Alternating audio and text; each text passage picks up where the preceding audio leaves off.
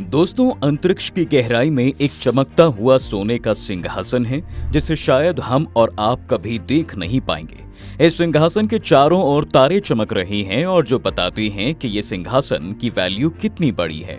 इस सिंहासन पर बैठने वाला पूरे ब्रह्मांड के सबसे शक्तिशाली प्राणियों को भी ललकारता रहा है। ये सिंहासन न केवल सत्ता का प्रतीक है बल्कि ये ब्रह्मांड की शक्ति का प्रतीक भी है। यह है भगवान इंद्र का सिंहासन। लेकिन रुकिए, ये कोई साधारण सिंहासन नहीं है। ये वो गद्दी है जिसके लिए देवता, असुर, राक्षस और दानवों ने युगों युगों तक युद्ध किया, तपस्याएं की और अपनी पूरी शक्ति झोंक दी। आखिर ऐसा क्या है इस सिंहासन में जो इसे इतना खास बनाता है? क्या रहस्य छिपा है इसके पीछे और क्यों यह ब्रह्मांड के सबसे भयंकर युद्धों का केंद्र रहा है? आइए इस कहानी की शुरुआत करते हैं जो हमें सृष्टि के आरंभ तक ले जाएगी। दोस्तों, जब ब्रह्मांड का जन्म हुआ तब ये एक अतः खालीपन था, लेकिन सृष्टिकर्ता ब्रह्मा ने इसे व्यवस्थित करने का संकल्प लिया। उन्होंने तीनों लोकों यानी स्वर्ग, पृथ्वी और पाताल को बनाया और हर क्षेत्र के लिए एक प्रोटेक्टर नियुक्त किया। इनमें सबसे शक्तिशाली था स्वर्ग का शासक देवराज इंद्र। इंद्र का सिंहासन केवल सत्ता का प्रतीक नहीं था बल्कि ये ब्रह्मांड के मेन एलिमेंट से बना था। इस पर बैठने वाला न केवल वर्षा, तूफान और प्रकृति की शक्तियों को नियंत्रित करता था बल्कि उसे ब्रह्मांडीय नियमों पर भी अधिकार प्राप्त था। इस सिंहासन पर बैठने वाले को असीम शक्ति, अपार वैभव और अनगिनत सुख प्राप्त होते थे। लेकिन इस सिंहासन पर बैठने वाले के साथ एक अनोखा रहस्य भी जुड़ा हुआ था और वो रहस्य ये था कि इंद्र का पद किसी के लिए फिक्स नहीं है। जी हाँ, कोई भी प्राणी, चाहे वो देवता हो, असुर हो या कोई और, पर्याप्त तप, शक्ति या आध्यात्मिक अनुशासन के माध्यम से इस सिंहासन पर दावा कर सकता था। ये इस इंद्र के पद से जुड़ी एक ऐसी कमजोरी थी जिसने इंद्र के सिंहासन को ब्रह्मांड का सबसे बड़ा लक्ष्य बना दिया। अब हर कोई ये सिंहासन पर बैठकर इंद्र बनना चाहता था। दोस्तों, शास्त्रों के मुताबिक इंद्र का सिंहासन अमरावती में स्थित है जो स्वर्ग की राजधानी है। कल्पना कीजिए एक ऐसी जगह की जहां सड़कें सोने से बनी हैं, महल रत्नों से सजे हैं और हवा में मधुर संगीत गूंजता है। यहाँ न भूख है, न प्यास, न थकान। जादुई कल्प वृक्ष हर इच्छा पूरी करते हैं और हर कोना ऐशो आराम से भरा हुआ है। लेकिन इसके उलट असुरों का पाताल लोक, हालांकि उनके पास भी खजाने थे, लेकिन अमरावती की दिव्यता उनके लिए एक सपना थी। कहा जाता है कि युद्धों में हार के बाद असुरों को पाताल लोक में भेज दिया गया था। इस अपमान से इंद्र के सिंहासन को हासिल करने की उनकी इच्छा को और भड़का दिया। इंद्र का सिंहासन उनके लिए केवल एक सत्ता का प्रतीक नहीं था बल्कि ये उस स्वर्ग को फिर से हासिल करने का मौका था जिसे वो अपना हक मानते थे। दोस्तों, इंद्र के सिंहासन की कहानी युद्धों और बलिदानों की कहानी है। शास्त्रों के मुताबिक कई महाबलियों ने इस सिंहासन के लिए इंद्र को चुनौती दी।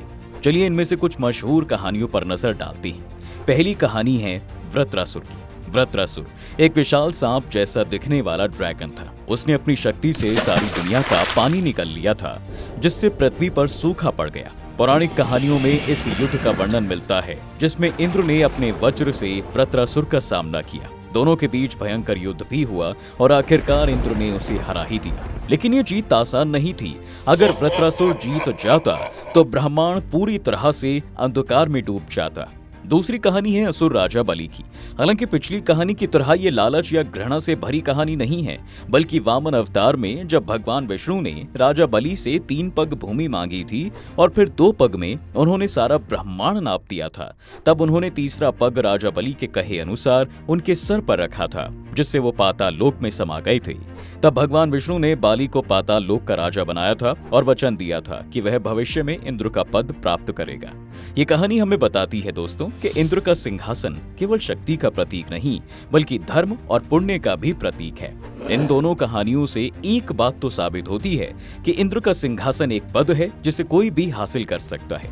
चलिए अब इस सिंहासन के साथ आने वाली दायित्व को भी समझते हैं। दरअसल इंद्र का सिंहासन जितना आकर्षक है उतना ही भारी बोझ भी लाता है। इस पर बैठने वाला केवल सुख नहीं भोगता बल्कि उसे तीनों लोगों की रक्षा का कर्तव्य भी निभाना पड़ता है। उसे बारिश का प्रभाव बनाए रखना पड़ता है, साथ ही ब्रह्मांड पर आने वाले खतरों से लड़ना होता है और सबसे महत्वपूर्ण धर्म का पालन करना होता है। जिस तरह से आज के दौर में भी हम देखते हैं कि अक्सर पद, सत्ता या कुर्सी के कारण लोगों के अंदर घमंड भर जाता है, किसी भी तरह का सिंहासन उस पर बैठने वाले के अंदर अहंकार जगा सकता है।